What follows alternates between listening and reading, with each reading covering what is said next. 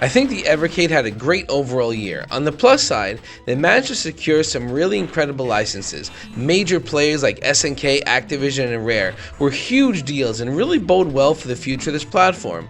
We also saw dip switch compatibility. This was the feature that I was really glad to see, and I know many others agree. The community seems to really love purple cards, and the dip switch helps make these even more fun. They also had a mouse support. This opens the door for a lot of cool things, from light gun compatibility to greater support for future computer titles.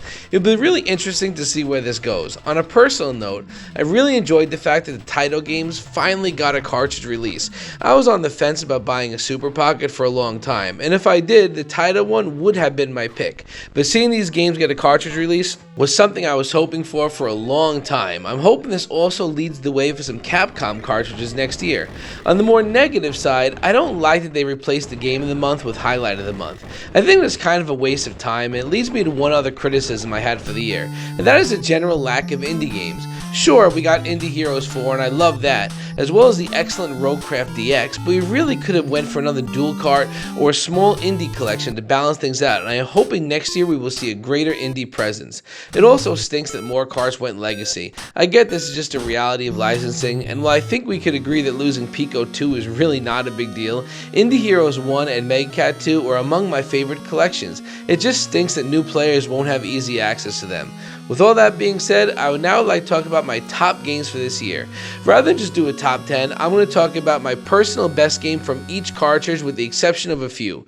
Roguecraft, for obvious reasons, as it's the only game on the cartridge, as well as Tomb Raider and Broken Sword. I think those games are so similar, if you like one, you like the other, so there's really no point in talking about which is better. Finally, I will not be covering Llamasoft. I'm completely unfamiliar with these games, and I'm not really into it, so I didn't buy the cartridge, so just not for me. With all that being said, let's begin with Flea 2 from Indie Heroes 4. I will go on record as saying that Indie Heroes 4 is easily the most underrated cartridge released this year. This collection contains 11 games, and I enjoyed every single one of them, at least to some degree, and would personally rank it as my second favorite release this year. It was hard to pick a favorite, but I just had to give the nod to Flea 2. I love platforms and I love difficult games. This fits both bills very nicely, and this really unique gimmick making it feel completely fresh from other platforms. It is pretty similar to the first game, obviously. Your character is constantly jumping. You unlock a variety of powers as you go. I like that the game comes swinging right out the gate. It starts hard and assumes you've beaten the first one and throws you right into the challenge. I just love that. This game is pure precision platforming perfection, wrapped up in nice classic 8-bit graphics, and I also like how they built a little universe between this and Tapeworm Disco Puzzle, which is another one of my favorites. Our next release was Atari Arcade 2. This was a cool little collection of some really fun games from Arcade Past. I hadn't heard of most of these, but there was surprisingly good times to be found in this cartridge. It's hard to make this one objective though. I grew up loving Berserk. It was one of my favorite games of the 2600, so playing it here was just a joy. The gameplay loop is simple, fun, and challenging. You shoot robots and avoid getting shot while navigating a maze. You could run away and not worry about killing all the enemies, but then you get called the chicken by the robots. There's a little touch that I forgot about completely, since I mostly played on the 2600 that obviously did not have those voices, but it did unlock a random memory of some weird Atari song. It was like a techno beat that had a remixed chicken fight like a robot playing in the background. I have no idea if that actually happened or I'm just hallucinating, so if anyone knows what I'm talking about, please let me know in the comments or just tell me I'm insane. That's okay too. Either way, this is a fun card, and Berserk definitely stands out for its awesome gameplay and huge nostalgia factor. Next, we have Gremlin Collection 2. The first Gremlin Collection is one of the few I don't own because it is generally pretty garbage. It just doesn't have a lot I'm interested in, but this is a much better package. The choice for best game though is pretty easy. The original Loaded is hands down my favorite game on this cartridge. I just love action shooters, and Loaded fits that bill perfectly, with over-the-top violence and an awesome soundtrack. It has aged pretty well. It's not the deepest game out there, but is good bloody fun. The sequel definitely is not as good. It's okay, and Hogs of War is a pretty fun little hidden gem as well, making Gremlin 2 a lot better than the first. It is by no means close to my favorite card this year, but I do think it is my favorite PlayStation 1 collection on the Evercade. Next we have Windjammer Carnov and Friends. Hands down my least favorite cart release this year, and is probably the least favorite one that I own overall. I know that's an unpopular opinion. As this is a generally well regarded cartridge, it just was not for me. Windjammers is just not my kind of game. Karnov was way too difficult to be any fun. The two shmups were just kind of blah, and I felt like they just came down to core defeating, which leaves my favorite game on the cart to be Atomic Runner Chelnov. This game was pretty fun. It has a unique runner mechanic, and I like its general gameplay structure. I was genuinely enjoying it, but as you get to the last few levels, it just becomes punishingly difficult, and it sucks the fun out of it. It's a great concept, and it is executed well for at least most of the game, and it really makes me want to try the home Genesis port, but I didn't love it. I would say it is my least favorite game on this list, and that card is the one I'm probably never going to play again. Now let's move on to Neo Geo 1. This was a tough decision. All 6 games on this cartridge are amazing, and the disparity between my favorite and least favorite game in this collection is tiny. It's just an awesome overall card. With that out of the way, I'm going to say right off the bat that my pick is definitely not the most popular one. In all the reviews and rankings I've seen of this cartridge, they typically rank Magician Lord at the bottom of the pile, but to me it's my favorite. I love good challenging platforms, and this game is really tough. You're going to die over and over trying to figure out how best to proceed. Progress will be really slow, and most of the later levels are not really linear, so there's some minor exploration figuring out the best route to the end. I love all the different transformation and powers you get. I just think that's so cool. You can't just quarter spam either. This game has checkpoints, so sure, you could abuse save states if you want, but playing without them is a really fun and challenging experience. This entire cartridge is incredible, but Magician Lord just edges everything else out for me by a tiny bit. I was really excited when the title cards were finally coming out. I've been contemplating getting the Super Pocket forever, but never decided to pull the trigger, so I was really relieved to finally see them getting these releases. I bought both of them, and I have to say, the first collection was kind of underwhelming. Pirate Pete was kind of cool, and I did love Juggle Hunt as a kid. Of course, Bubble Bobble is great. Most of these games were just kind of meh.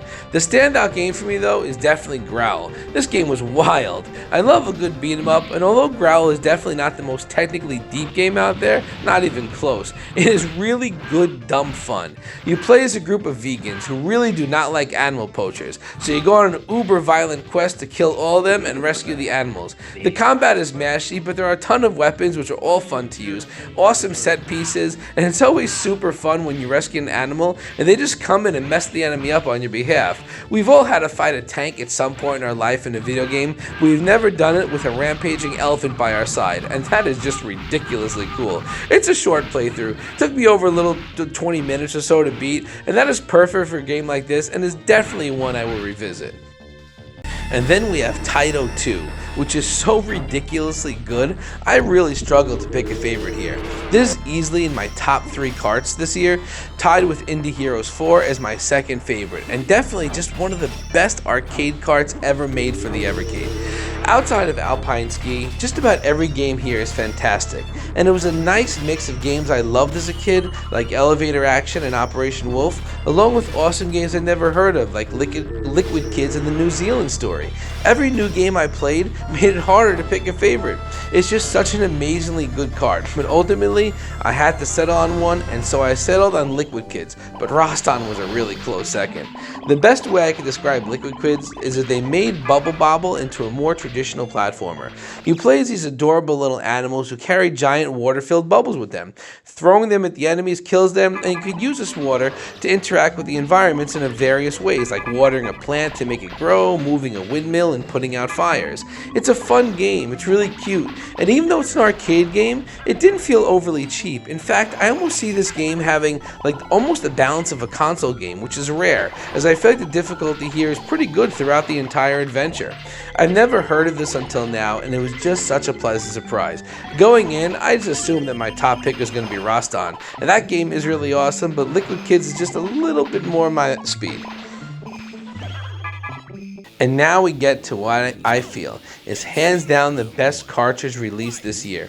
Neo Geo Arcade 2 is ridiculously good. If I rated these games from best to worst, the worst game on this list would be better than just about every other best game on their respective list. It is just that good.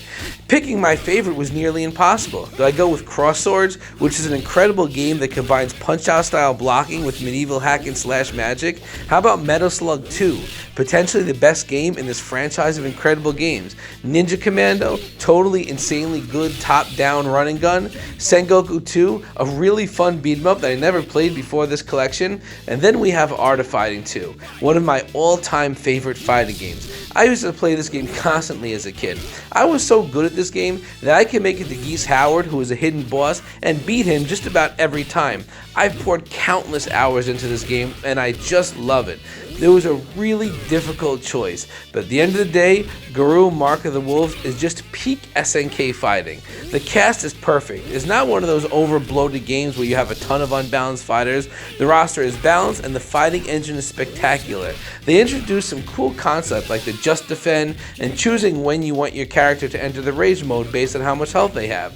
The presentation here is perfect, with slick, smoothly animated characters and an awesome soundtrack and voiceovers. This was the last game in the Fatal Fury series to release until very recently, and it remains one of the greatest fighting games ever made. This game has been released as a standalone title on modern platforms like the PlayStation 4, but on the Evercade, you get it along with 5 other awesome games, making it absolutely the best way to own this amazing game physically. Next, we have Neo Geo 3. I think this is the weakest of the Neo Geo carts, but that is more of a compliment to the other two than a criticism of this one. The fact is that although it is my least favorite of the Neo Geo carts, it is still one of the best things released this year, and one of the top arcade carts to ever come out in the system. And I would argue that my favorite game from this list, King of Fighters 97, is one of the greatest fighting games ever made.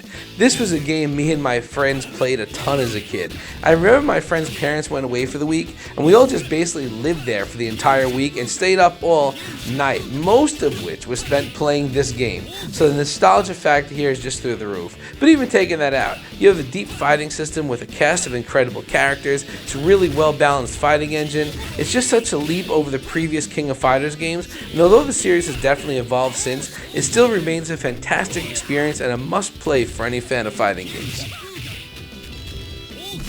The release of Activision Collection 1 is really exciting. I had a ton of these games as a kid, and Activision was for Atari, like Capcom and Konami were for Nintendo.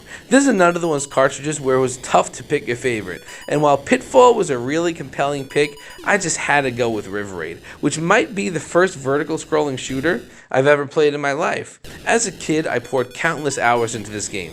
The gameplay loop is simple and really addictive. There are a ton of things to shoot, and you have to stop and refuel any chance you get by flying over these little fuel barrels. You can control your speed by pressing up or down, you survive as long as you can, and that's it. Simple fun that has held up really well. And while the same could be said for many games on this collection, River Raid just ekes out Pitfall as my favorite game on this card. There have been some tough choices that I have had to make in the creation of this list, and I will start by saying I love what they did with this rare collection. Combining computer games, an arcade game, and some console games is really cool, but as awesome of a collection as this is, there was no competition for my first place game. Battletoads is not just my favorite game on this cartridge, it is one of my favorite games of all time. Released in 1991 on the Nintendo, Battletoads played like nothing before it, and in my view, nothing has played like it since. It's known for its brutal difficulty, and it certainly earns that reputation, but also has some of the best graphics on the NES and one of the greatest soundtracks in all of gaming. Combine that with brilliant level design that has you doing something new at every level, tight controls, and an extreme challenge that pulls no punches, and you have the recipe for one of the greatest experiences in all of gaming. The game is most famous for the Turbo Tunnel, and that is where most players end their journey, but for those of us who have completed it, we know that the Turbo Tunnel is cake compared to what lies after. It's just such an incredible game, and even though I do own the original cartridge that I still play on my CRT, I love having it on the Evercade where I can take it with me everywhere I go. So let me know what you think. What do you agree with? What do you disagree with? What is your favorites? Let me know down in the comments.